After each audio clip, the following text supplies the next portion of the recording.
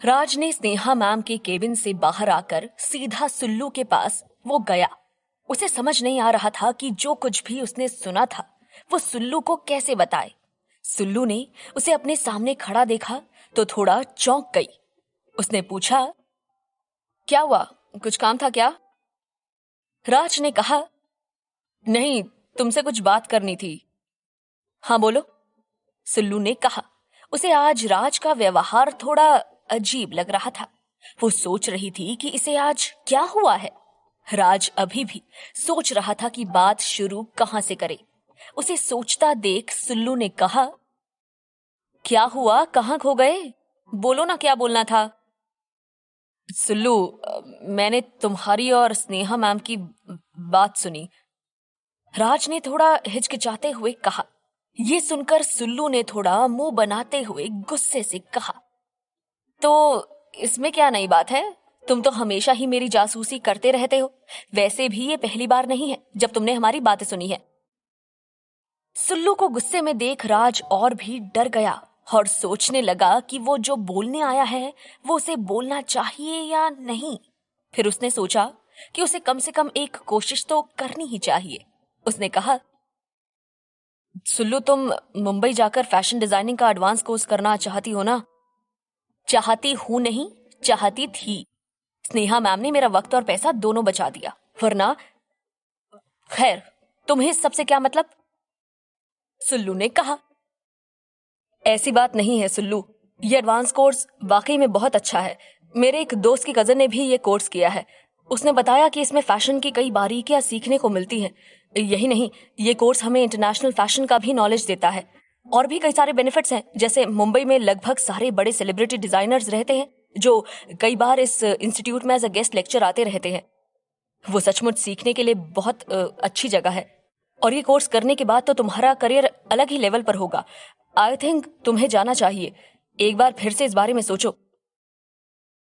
राज ने अपनी बात खत्म की। सुल्लू ने उसकी सारी बातें बहुत ध्यान से सुनी। फिर कुछ सोचते हुए बोली, राज, तुम्हें कब से मेरी इतनी चिंता होने लगी कि तुम मेरे फ्यूचर और करियर के बारे में सोच रहे हो? तुम इतने ज्यादा चालाक निकलोगे मैंने कभी नहीं सोचा था। मुझे पता है तुम मुझे पसंद नहीं करते, इसलिए चाहते हो कि मैं किसी भी तरह यहाँ से चली जाऊं और तुम्हारा रास्ता साफ हो, है ना? सुल्लू, तुम मुझे गलत समझ रही हो। मेरा सच में ये मतलब नहीं था। मैं तो सिर्फ तुम्हारे भले के लिए बोल रहा था। राज ने कहा। ओह रियली, मेरा भला? ये अचानक से मेरा भला क्यों सोचने लगे? और वैसे भी अपना भला बुरा मैं खुद सोच सकती हूँ। तुम्हें फिक्र करने की कोई जरूरत नहीं है। सुल्लू ने बहुत गुस्से से कहा। प्लीज सुल्लू, एक बार मेरी बात को समझने की कोशिश तो करो। राज ने उसे समझाते हुए कहा। हालांकि वो जानता था कि सुल्लू उसकी एक भी बात नहीं मानने वाली। सुल्लू ने उसी गुस्से से कहा, देखो राज, समझने की जरूरत तुम्हें है। आज तक मैंने कभी भी तुम्हारे किसी भी काम में दखल नहीं दिया, जबकि तुम हमेशा मेरा काम बिगाड़ने और मुझे नीचा दिखाने के बारे में सोचते हो। फिर भी मैंने कभी भी तुम्हें कुछ नहीं कहा। सच तो ये है कि तुम मुझसे और मेरे काम से जलते हो। स्नेहा मैम तुमसे ज्यादा मुझे इंपॉर्टेंस देती है और ये बात तुम्हें हजम नहीं होती। मगर ये सब सिर्फ मेरे काम की वजह से है। मैंने कभी उनकी कोई चापलूसी नहीं की, ना ही तुम्हें नीचा दिखाने की कोशिश की। बल्कि अगर तुम्हें याद हो तो जब मैं नई नई आई थी तब मैंने तुम्हारी कितनी मदद की थी, जिसे तुमने ये कहकर नकार भी दिया था कि तुम मुझसे सीनियर हो और मुझे अपने काम से काम रखना चाहिए। मैंने कभी भी तुमसे कम्पीट नहीं करना चाहा, फिर भी तुम मुझे यहाँ से बाहर निकालना चाहते हो। मैं जानती हूँ कि तुम्हें मेरी कोई चिंता नहीं है। तुम सिर्फ ये चाहते हो कि किसी भी तरह मैं फैशन हाउस छोड़कर चली जाऊं। पर आई एम सॉरी राज, ऐसा नहीं होगा। मैं यहाँ से कहीं नहीं जाने वाली। वैसे भी अगर ये कोर्स इतना अच्छा होता तो स्नेहा मैम मुझे वहां जाने से क्यों मना करती? बताओ। अगर उन्होंने मना किया है मतलब सच में वहां कुछ भी काम की चीज नहीं होती है। मुझे उन पर पूरा भरोसा है, इसलिए अपनी चिंता तुम अपने पास रखो। एंड नाउ एक्सक्यूज मी, मुझे अपना काम खत्म करना है। राज को सुल्लू के इस रिएक्शन की पूरी उम्मीद थी, इसलिए वो ज्यादा अपसेट नहीं हुआ ये सब सुनकर। पर उसे दुख इस बात से हो रहा था कि सुल्लू गलत इंसान पर भरोसा कर रही थी। वो जानता था कि अगर वो सुल्लू को अभी कुछ भी बोलेगा तो उसका यही रिएक्शन होगा। उसने सोचा कोई और तरीका ढूंढना पड़ेगा सुल्लू को सच बताने का। शाम के 6 बज रहे हैं। अभय अभी भी अपने ऑफिस में काम कर रहा है। तभी उसके मोबाइल की रिंग बजी। उसने देखा अंशु का कॉल था। उसने कॉल उठाई और कहा, हाँ बोल अंशु। भैया आप ठीक हो ना? अंशु ने पूछा। हाँ मैं बिल्कुल ठीक हूं, ऐसे क्यों पूछ रहा है? अभय ने जवाब दिया, बस ऐसे ही। अच्छा भैया आप आज जल्दी आ सकते हो क्या? हम सब रीजनल पार्क चलते हैं, बहुत दिन हुए हम सब साथ में बाहर नहीं गए। अंशु ने कहा। ओके अंशु, मैं कोशिश करता हूं जल्दी आने की, अभय ने कहा और कॉल कट कर दी।